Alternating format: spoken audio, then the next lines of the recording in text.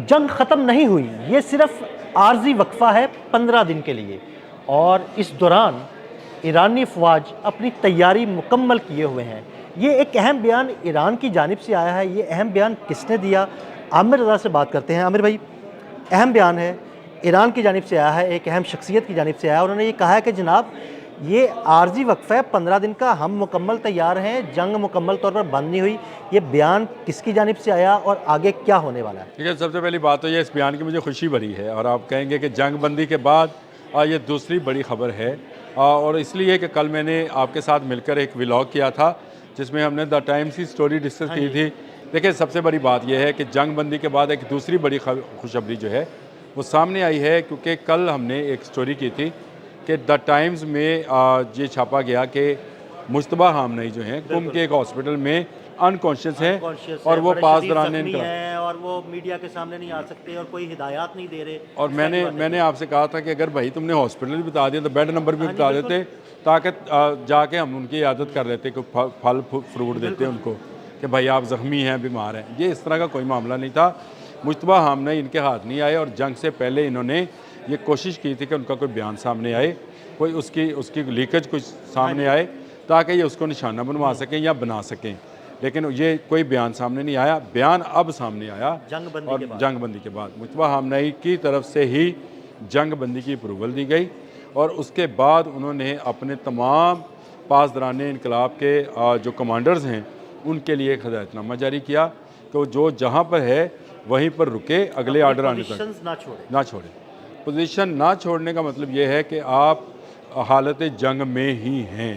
ये seize fire है। ये बात को सारी दुनिया जो है ये समझने चाहिए कि जब डोनाल्ड ट्रंप ने भी जो ट्वीट किया है, जो हमारे वज़ीर आज़म ने भी ट्वीट किया है, ये अमन की तरफ पहला कदम है।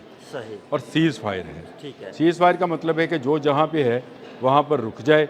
लेकिन मेरा ख्याल ये है कि मुश्तबा हामनई एक बड़े जो हैं अच्छे कमांडर हैं, कोई शक नहीं है। ये पोजीशंस चेंज करने के माहिर हैं।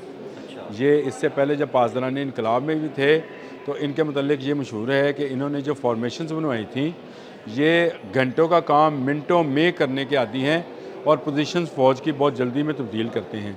देखें, ये एक मौका भी हो सकता है इसराइल के लिए, अमेरिकन सैटेलाइट्स के लिए, दुश्मन के किसी जहाज़ के लिए, कि वो तमाम वो लोकेशंस जो उसके लिए अभी तक सामने नहीं आई थी, इस जंग बंदी के ऐलान के बाद सामने आ जाएँ। तो मुश्तबा हामनई की जानिब से ये बयान सामने आना कि जो हालत जंग में हम हैं, सीज़ फायर है, रुक जाएं, मेरा ख्याल है कि वो इनकी पोजीशन भी तब्दील करेंगे, और जहाँ जहाँ जिस चीज़ की ज़रूरत होगी वहाँ पहुँचाई जाएगी। मतलब अगर लॉजिस्टिक्स की ज़रूरत है तो वो उन तक लॉजिस्टिक्स पहुँचाई जाएंगी, असलहा है, मिसाइल्स हैं, इस तरह की चीज़ें। अच्छा, मैं बता, कुछ नहीं पहुँचाया जाएगा इस तरह। अच्छा। कमांडर चेंज किए जाएंगे। अच्छा। और उनके अहकाम चेंज किए जाएंगे। देखें, इन्होंने तकरीबन 6 से 7 माह जंग की तैयारी की हुई है। इनके लिए ना मिसाइल्स कम की कमी है, ना खुराक की, ना अद्वियात की, ना किसी स्टाफ की। इनके लिए किसी चीज़ की कोई कमी मौजूद नहीं है, और इसकी बुनियादी वजह यह है कि उन्होंने तैयारी ही लंबे अरसे के लिए की थी। उनको पता था कि इन्होंने जंग को तूल पे लेके जाना है, तभी अमेरिका यहाँ पर, क्योंकि अमेरिका की लॉजिस्टिक जो है वो उसका साथ नहीं देगी। आपने देखा जलाल और फोर्ट अब्राहम लंकन जब अपाहज हुए हैं तो उसके बाद जो तीसरा बहरा था, बहरी बहरा आने में उनको हफ्तों लगे। बिल्कुल। इसका मतलब है कि उसको दूर से आने के लिए लॉजिस्टिक की बहुत ज़्यादा ज़रूरत पड़ती है। ईरान के अंदर ऐसा सिस्टम है, ईरान कोई ऐसी गलती नहीं करेगा मुश्तबा हामनई के होते हुए कि वो इन खुफिया छुपी हुई जगहों पर कोई कुमक पहुँचाई जाए। सही, ठीक हो गया। कुमक पहले से मौजूद है। अगर कुमक पहुँचाई गई तो वो लोकेट हो सकती है। लाजमी बात है कि उसकी लोकेशन जो है, जो भी आपको अस्करी मूवमेंट होती है पूरी दुनिया के अंदर, उसके लिए अलग से सैटेलाइट्स मौजूद हैं जो इसी चीज़ों का मॉनिटर करते रहते हैं। लेकिन जैसे पिछले दिनों ये खबर आई थी कि जंग के दौरान ICBM जो हैं 500 ICBM शुमाली कोरिया से ईरान आए। मैंने उस वक्त भी व्लॉग किया था कि भाई ऐसा कोई मामला नहीं हो सकता, ये पूरी दुनिया के सैटेलाइट देख रहे होते हैं, आप एक बंदूक भी इधर से उधर करते हैं। हाँ, अमन के दिनों में आप टेक्नोलॉजी ले रहे होते हैं, असला ले रहे होते हैं, चीज़ें ले रहे होते हैं। अमन के दिनों में हो सकती है, जंग के दिनों में तकरीबन नामुमकिन हो जाता है। तकरीबन एक चीज़ जो है जो कि आई थी, जिसका मुख्तलिफ अखबारात में अगर आपको याद होगी तो आपको याद होगा कि चीन की एक बंदरगाह से कुछ कंटेनर्स आए थे जो सॉलिड फ्यूल के थे। सॉलिड फ्यूल के थे, इस पे हमने वीलॉग भी किया था और आपने भी बताया था कि उससे क्यों नहीं निशाना बनाया गया। इसलिए नहीं निशाना बनाया गया कि वो चाइना का जहाज़ था और चाइना को जहाज़ को निशाना बनाने का मतलब ये है कि चाइना को भी इस जंग में किसी कंपनी चाइना की, सामान चाइना का और उसके ऊपर जहाज़ चाइना का, उसको अगर निशाना बनाया जाता तो ये जंग उसी वक्त में दूसरी जंग अज़ीम में दाखिल हो जानी थी और उसको भी एक रेप्लिका या एक छुपे हुए नाम के साथ भिजवाया जा रहा था।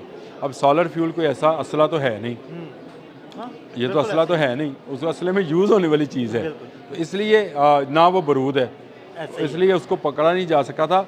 ये बैलिस्टिक मिसाइल्स के लिए एक ज़रूरी चीज़ थी जो चाहिए थी, वो पहुंच गई थी और उससे ईरान की जो बैलिस्टिक मिसाइल पावर है उसमें इजाफा हुआ था। मुश्तबा हामनई का बयान और उनका खुद से कमांडर होना इस बात की बिल्कुल निशानदेही करता है कि ईरान ने जो इसकी तरदीद की थी द टाइम स्टोरी की, मैंने पहले ही कहा था ये अमेरिका और इसराइल से अखबार से क्यों कल ही तरदीद भी कल ही आ गई थी और हमने वो तरदीद इस्तेमाल भी की थी, उसकी क्लिपिंग इस्तेमाल की थी अपने वीलॉग में कि यह बरतानिया से क्यों दिया गया है और आपने कहा था कि बरतानिया को क्यों इस्तेमाल किया गया कि ये इस्राइली या अमेरिकन मीडिया की तरफ से भी आ सकता था। आता तो लोगों ने वैसे मजाक उड़ाना था, तो उन्होंने कहा कि गैर जानबदार मीडिया से करते हैं ताकि ये जल्दी में मुश्तबा हामनई के मतलब कोई ऐसी बात सामने लेकर आए। आज आया है बयान, अब रोकें मुश्तबा हामनई को, अब आप उसको लोकेट करने के दिखाएं ना। देखें जो पोजीशंस जो हैं दोनों तरफ नई इख्तियार की जाएंगी। दुआ हमारी ये है आदिल भाई, अमन आगे बढ़े, अमन कायम, जंग पीछे हटे, अमन आगे बढ़े। लेकिन ये जो 15 दिन हैं ये इंतहाई हसास हैं। जुमे के रोज़ मुज़ाकरात होने हैं और मुझे पक्का यकीन है कि मुश्तबा हामनई जो हैं उनकी डायरेक्शन लेकर बाकर कालीबोफ जो हैं वो आ रहे हैं। उस तरह से जो वेटकॉफ हैं वो अमेरिकन प्रेसिडेंट का एतमाद लेकर आ रहे हैं। आमने सामने बैठेंगे, हमारे फील्ड मार्शल और वज़ीर आज़म जो है वो भी मौजूद होंगे और यहाँ पर कुछ मामला तय पाकर ये 15 दिन की जो है ये 15 माह या 15 साल पर चली जाए। हमें अल्लाह करे कि हमें इस जंग से दूर रहना चाहिए। जंग की कभी दुआ नहीं करनी चाहिए, इससे पनाह मांगनी चाहिए। लेकिन मुश्तबा हामनई का ज़िंदा होने का मैं आपको सच्ची बात बताऊं, रात जितनी मुझे खुशी वज़ीर आज़म शहबाज शरीफ ने दी फ़ोन करके डोनाल्ड ट्रंप से 15 दिन के लिए जंग रखवाई, उससे दूसरे नंबर पर खुशखबरी मेरे लिए ये थी कि कल जो मैं बातें कर रहा था आपके साथ खड़े होकर कि ये सिर्फ एक कैमोफ्लेजिंग सिस्टम है जिसके तहत ये चाहते हैं कि मुश्तबा हामनई की कोई चीज़ बाहर आए और वो उसको निशाना बनाए। ये अल्लाह ताला का शुक्र है कि मुश्तबा हामनई जो हैं वो ज़िंदा सलामत हैं। कल भी हमने ये लिखा था, ज़िंदा सलामत वाला जुमला लिखा था मैंने कि ज़िंदा सलामत हैं और उन्होंने अपनी कमांड दोबारा से जो है वो बहाल की हुई है और वो अपने कमांडर्स को तमाम चीज़ें जो हैं वो जो हैं उनको क्या हदायत जिनको बोला जाएगा या उनकी कमांड्स जो हैं वो पहुंचाई जा रही हैं। जंग बंदी जो है ये 15 दिन के लिए है, अगर इसके बाद जंग होती है तो मैं आपको एक बात अभी आपको बताने जा रहा हूँ कि मुश्तबा हामनई पहले से ज़्यादा मुहलक होंगे अमेरिका और इसराइल। बहुत शुक्रिया आमिर भाई ने बड़ी तफसील के साथ इस सारे मामले पर रोशनी डाली। अदील अहमद और आमिर रज़ा को इजाज़त दीजिएगा। अल्लाह हाफ़िज़।